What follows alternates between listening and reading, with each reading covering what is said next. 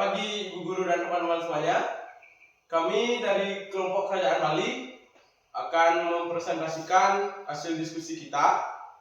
Sebelum itu, perkenalkan, saya Ibtu Mardiana Wibawa, absen 20. Perkenalkan, saya Ibu Kesha Almer Saheni, absen 36. Perkenalkan, nama saya Gusti Widiawan Pertama, nomor absen 10. Oke, jadi selanjutnya akan dibuka oleh teman saya, Eca.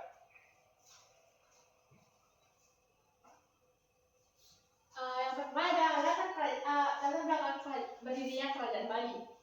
Kerajaan Bali berdiri atas latar belakang sejarah dan budaya yang kaya, dipengaruhi oleh berbagai suku dan agama, terutama Hindu dan Buddha. Sejak zaman prasejarah, Bali telah menjadi pusat budaya dengan pengaruh dan peradaban India. Pada abad ke-14, Bali berada di bawah pengaruh Kerajaan Majapahit. Dan setelah runtuhnya Majapahit, terbagi menjadi beberapa kerajaan kecil. Kerajaan-kerajaan ini berkembang pesat dalam bidang pertanian, perdagangan, dan seni.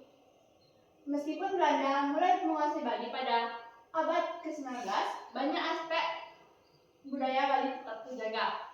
Selanjutnya, ada raja-raja yang berkuasa, yang pertama adalah Raja Udayana sekitar abad 10, Raja Jayasakti sekitar abad 11, Raja Dalamwaturenggok abad 1470 sampai 1550, Raja Kelungkung 1610 sampai 1927, Raja Badung abad ke-18 hingga awal abad ke-20, Raja Karangasem abad ke-18 hingga awal abad ke-20, Raja Menjangan abad ke-17 hingga 19.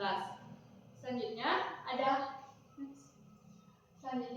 Raja Sri Kesariwarmadewa sekitar abad ke-10, Raja Dalam Dimade sekitar abad ke-16, Raja Igusti Agung Ngurah Made Agung 1686 sampai 1736, Raja Igusti Agung Ketut Jelantik 1835 sampai 1860, Raja Igusti Agung Sudira 1906 sampai 1910, Raja Igusti Agung Gede Putu 1927 sampai 1945, dan terakhir ada Raja Igusti Ngurah Rai 1920-an.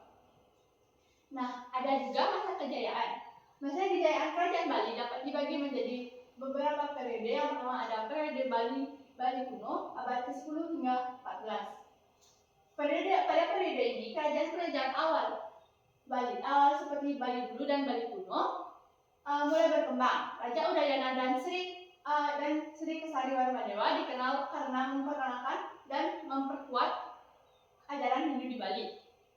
Perkembangan ini menjadi fondasi penting bagi budaya dan spiritualitas kerajaan tersebut. Yang kedua ada pengaruh Majapahit abad ke-14 hingga ke-16. Setelah runtuhnya Majapahit, Bali menjadi pusat budaya Hindu di Indonesia. Raja Dalamwaturenggok 1470 sampai 1550 memerintah pada masa ini, menguatkan budaya dan seni, serta membangun banyak pura. Pengaruh Majapahit sangat terasa dalam seni, arsitektur, dan praktek keagamaan masyarakat Bali. Selanjutnya ada periode Kerajaan Kelungkung dan Badung abad ke-17 hingga 19. Kerajaan Kelungkung menjadi pusat pemerintah dan budaya, sementara Kerajaan Badung juga tumbuh besar. Seni dan budaya Bali berkembang dengan pesat, termasuk seni tari, musik, dan lukis.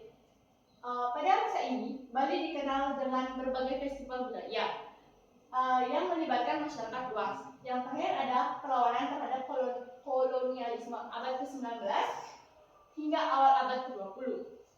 Meskipun masa ini ditandai dengan tantangan dari penjajahan Belanda, beberapa raja seperti Igusti Agung Ketut Jelantik dan Igusti Ngurah Rai menunjukkan perlawanan yang kuat, mempertahankan budaya dan identitas Bali.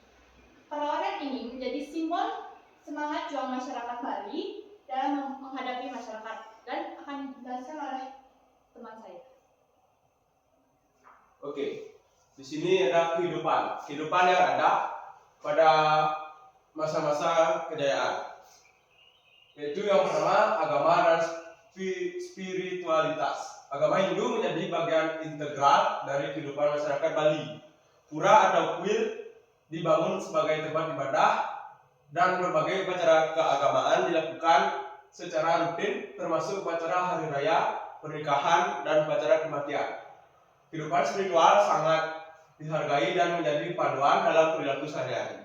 Yang kedua, seni dan budaya di Bali. Seni dan budaya berkembang pesat di Bali, termasuk seni tari, musik, dan seni rupa. Tari tradisional seperti legong dan barong menjadi bagian dari ritual keagamaan dan hiburan. Kerajinan tangan seperti ukiran kayu dan tenun juga menjadi sumber penghidupan bagi banyak masyarakat. Yang ketiga, sistem sosial. Masyarakat Bali terorganisir dalam sistem kasta yang mempengaruhi peran dan status individu dalam masyarakat.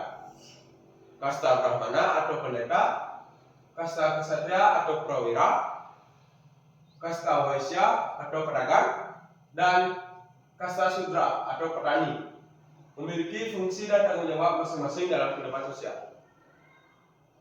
Setelah itu, yang keempat, ekonomi. Ekonomi di Bali pada umumnya bersifat agraris, dengan pertanian sebagai mata pencaharian utama, padi, sayuran, dan buah-buahan ditanam untuk memenuhi kebutuhan sehari-hari.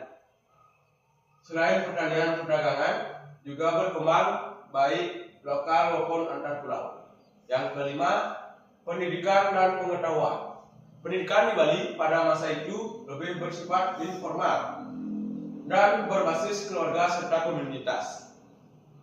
Pengetahuan tentang agama, seni, dan kebudayaan diturunkan dari generasi ke generasi melalui tradisi lisan, praktik ritual, dan pelatihan seni. Yang keenam, politik dan pemerintahan. Kerajaan Bali dipimpin oleh raja yang memiliki kekuasaan absolut. Raja dibantu oleh para pejabat dan penasihat. Struktur pemerintahan ini berfungsi untuk mengatur kehidupan masyarakat, termasuk pengelolaan sumber daya, keamanan, dan pelaksanaan upacara. Dan setelah itu, sebab berakhirnya kerajaan Bali. Berakhirnya kerajaan Bali disebabkan oleh beberapa faktor utama. Penjajahan Belanda pada akhir abad ke-19 mengurangi kemandirian kerajaan. Diikuti oleh Perang Kutan pada tahun 1906 dan 1908, di mana masyarakat Bali melawan Belanda yang berujung pada akhir kekuasaan kerajaan. Belanda kemudian menghapuskan sistem monarki, meskipun beberapa raja tetap dipertahankan sebagai simbol. Setelah kemerdekaan Indonesia pada tahun 1945, struktur pemerintahan berubah dan sistem feodal tidak lagi relevan. Perubahan ekonomi dan sosial juga berkontribusi pada berakhirnya kerajaan, tetapi warisan budaya mereka tetap hidup di masyarakat Bali hingga saat ini. Selanjutnya akan dilanjutkan oleh teman saya. Di sini saya akan memberitahu bukti peninggalan kerajaan Bali. Yang pertama ada prasasti Blanjong, yang kedua prasasti Banglintuan, yang ketiga prasasti di Gunung Penulisan, yang keempat Pura Gunung Sakit, yang kelima ada Candi Mening, yang keenam ada Candi Wase, yang ketujuh ada Prabada di Gunung Kawi, yang kedelapan ada Pecarada. Yang pertama prasasti Blanjong. Prasasti Blanjong berasal dari abad ke-10 Masehi, berisi tentang Raja Sri Kasari Warmadewa serta pengakuannya terhadap ajaran Hindu-Buddha. Yang kedua ada prasasti Panglapuan. Prasasti ini berisi informasi tentang perjanjian dan aktivitas yang dilaksanakan pemerintah pada masa kerajaan Bali. Fokusnya pada raja-raja yang berkuasa. Yang ketiga ada prasasti Gunung Penulisan. Prasasti ini memberikan petunjuk tentang hubungan politik dan budaya Bali terhadap kerajaan-kerajaan lain serta mencatat peristiwa-peristiwa penting dan sejarah. Yang keempat ada Pura Gung Sake, merupakan pura terbesar di Bali. Pura Gung Sake merupakan pusat kegiatan agama Hindu dan perkiraan dibangun pada abad ke-14 Masehi. Yang kelima ada Candi Mengening. Candi ini berasal dari desa Tambak Siri Gianyar dan dibangun pada abad ke-11 Masehi, berfungsi sebagai tempat peribadatan. Selanjutnya nomor 6, candi ini merupakan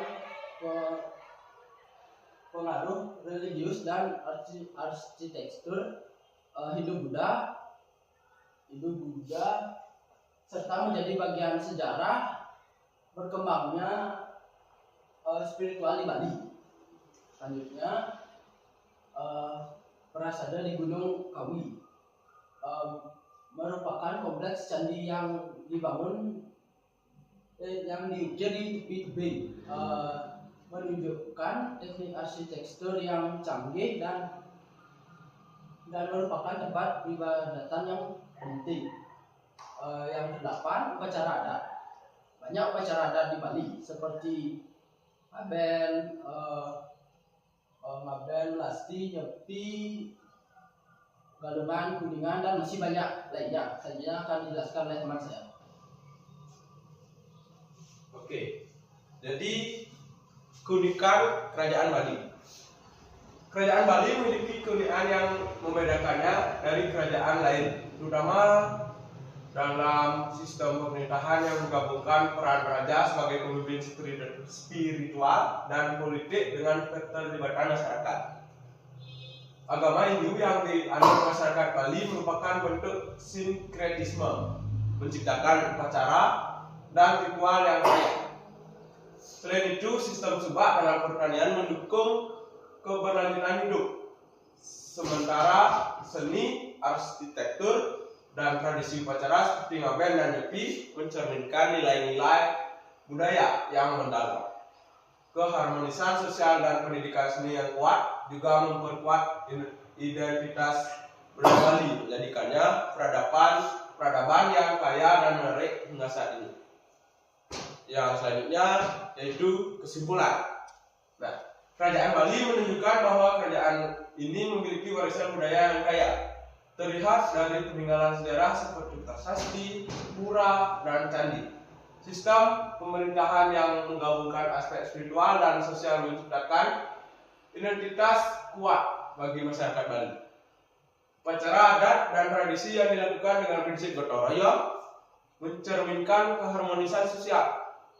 Seni dan pendidikan seni yang berkembang di Bali juga menjaga tradisi tetap hidup. Secara keseluruhan, Kerajaan Bali adalah peradaban yang berpengaruh pada budaya lokal dan menarik perhatian dunia.